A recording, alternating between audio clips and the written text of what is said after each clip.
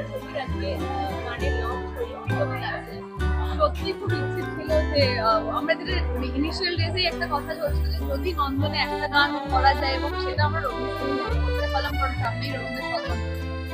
এটা আমার মনে হয়, মানে আমি সবসময় বলি রবীন্দ্র সদন আমার কাছে তৃতীয় স্থান, তো সেখানে একটা রবীন্দ্রসঙ্গীত আমাদের দ্বীপে লঞ্চ হয়েছে। এই নিয়ে দ্বীপে গান গাওয়ার সুযোগ বা লিপ গাওয়ার সুযোগ আজকের দিনে অনেক কম সিনেমার এমন গান আসে যেগুলো লিপসিং করার সুযোগ পাই আমরা। আমি ভাগ্যবান, এর আগে কয়েকবার পেয়েছি, কিন্তু এইটা খুব স্পেশাল, কারণ রবীন্দ্রসঙ্গীতে লিপ দেওয়া আমার এর আগে কোনো সিনেমার ক্ষেত্রে হয়নি। Definitely special. আর মনোজদার প্রথম প্লেব্যাক সেটাতে লিপ দিচ্ছি, সেটা খুব স্পেশাল। অবভিয়াসলি সারা জীবন মনোজদার মনে থাকবে নতুন গানে কে লিপ দিয়েছিল।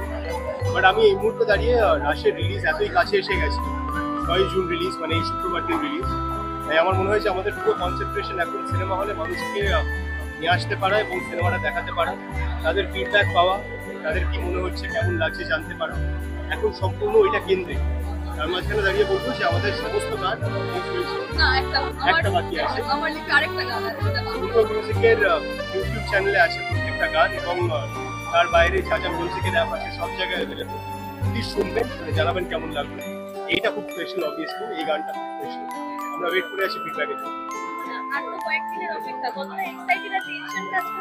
কিছু ঘন্টার অপেক্ষা, তো আমরা সারাদিন, মানে আমাদের প্রমোশনের জন্য আমরা বেশিরভাগ সময় গত একসাথেই কাটাতে হচ্ছে। একটাই কথা বলছি যে কি হবে কি হবে। অবশ্যই একটা এক্সাইটমেন্ট আছে, কারণ যারা দেখেছেন আমাদের ক্রুয়ের পার্ট থেকে আমাদের ডিরেক্টর, অ্যাসিস্ট্যান্ট ডিরেক্টর, তারা বলেছেন ভালো লেগেছে, এবং তারাও দর্শক, তাদের মতামতটা ইম্পর্টেন্ট। কিন্তু যারা হলে আসবেন তাদের ভালো লাগে, এবং তারা যদি সঠিক সময় হলে পান, এটাও একটা বাংলা সিনেমা সম্পূর্ণ চলে আমাদের অডিয়েন্সের ওয়ার্ড অফ মাউথে। তাদের যদি ভালো লাগে, সেই কথা যদি তাদের বা সেই বার্তা যদি তাদের চেনা মানুষদের কাছে পৌঁছায়, তাহলে আমরা বাংলা সিনেমা অনেক দূর পর্যন্ত সিনেমা হলে ধরে রাখতে পারি, চালাতে পারি সব রকম। তো সেইটা এই মুহূর্তে আমাদের অবভিয়াসলি সব থেকে ইম্পর্টেন্ট জিনিস। আমরা সবাই মুখিয়ে আছি সেটা দেখার জন্য। আর মাত্র কয়েকটা ঘন্টা, শুক্রবার দিন সকাল থেকে আমাদের নানান সিনেমা হলে নানান শোয়ে সিনেমা দেখা যাবে। তো আমি এই মুহূর্তে just keeping my fingers crossed and praying যাতে অডিয়েন্স এসে হলে দেখেন এবং আমাদের জানান। এবং এটাই একটাই কথা বলার তোমাদের মাধ্যমে, যে যদি ভালো লাগে বা খারাপ লাগে, যেটাই লাগবে সেটা যেন অবশ্যই জানানো হয় সোশ্যাল মিডিয়ায়, কারণ এটা ভীষণ গুরুত্বপূর্ণ আজকে দিনে দাঁড়িয়ে। Thank you. গান কিংবা ইত্যাদি ইত্যাদি সবটাই দেখতে পাচ্ছ।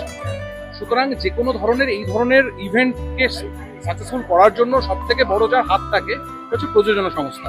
তো আমি প্রযোজনা সংস্থার কাছে কৃতজ্ঞ যে তারা নন্দনের মতো জায়গায় রবীন্দ্রসঙ্গীতের লঞ্চের এই যে ব্যবস্থাপনাটা করে উঠতে পেরেছেন আমাদের চাহিদা অনুযায়ী, তার জন্য সত্যি কৃতজ্ঞ।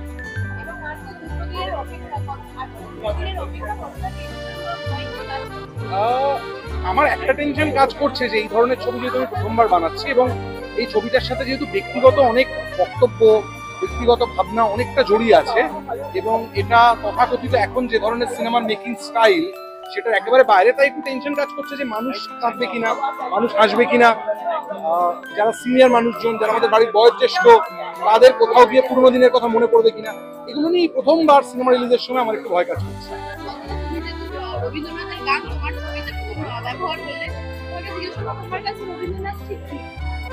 আমার কাছে রবীন্দ্রনাথ একজন দার্শনিক, যে তার বিভিন্ন লেখার মাধ্যম দিয়ে তার সময়টাকে শুধু ডিফাইন করেননি, একটা বৃহত্তর সময়কে ডিফাইন করেছেন, যেটা ভারতের নারী বলা যেতে পারে, বাংলা সভ্যতার নারী বলা যেতে পারে। সেটাকে উনি, ওই পালসটাকে উনি বুঝেছেন, এবং উনি আমাদের যে মনন, অর্থাৎ শুধু মানুষের মনন নয়, এই প্রকৃতিতে থাকা অন্যান্য প্রাণী, তাদের যে মনন, সেটাকে একজন মানুষ হিসেবে, একজন মানবিক মানুষ হিসেবে কিভাবে দেখা উচিত সেটা আমাকে শিখিয়েছেন উনি। এবং সব থেকে বড় কথা, এই সমাজ জীবনে থাকতে গেলে প্রচুর পদাকার কুচ্ছিত বিভিন্ন ব্যাপারের সাথে সম্মুখীন হয়ে কিভাবে অবিচল থাকতে হয় সেটা উনি আমায় শিখিয়েছেন। এছাড়া ওনার শিল্প সৃষ্টি, যেগুলোর মাধ্যম দিয়ে উনি এগুলো শিখিয়েছেন, সেগুলো ইটসেলফ কালজয়ী। এবং আমার ছবিতে আজকে 2025-এ দাঁড়িয়ে রবীন্দ্রসঙ্গীতের ব্যবহার, এবং সেই ব্যবহারটা শুনে তোমাদের ভালো লাগে, এটাই প্রমাণ করে যে রবীন্দ্রনাথের গান, রবীন্দ্রনাথ নিজে যেটা বলতেন সেটাই আমি আবার রিপিট করবো, যে কোনোদিন রবীন্দ্রনাথের নাটক না থাকতে পারে, বাংলা ভাষা না থাকতে পারে, কিন্তু রবীন্দ্রনাথের গান থেকে যাবে, ওটাকে বুঝতে পারবে। দর্শককে এটাই বলবো যে যদি হাসতে চান, যদি ভালোবাসতে চান, 2.5 ঘন্টা নিখাত, অন্য কিচ্ছু না। এবং বাঙালি যে যাপনটা আমরা সবাই মিস করি না, ছাদে ভাই বোনেদের সাথে আড্ডা, বাড়ির সবাই মিলে নাটক করা, এইগুলো যদি আবার ফেরত পেতে চান 2.5 ঘন্টার জন্য, এবং যদি ভালো থাকার চাবিকাঠির একটা উপায় একবার জানতে চান, একবার রাজ দেখে ফেলতে পারেন। আমার মনে হয় যদি আপনাদের সেই আনন্দটা আমরা দিতে পারি, আপনারা একবার নয় বারবার দেখবেন। Thank you.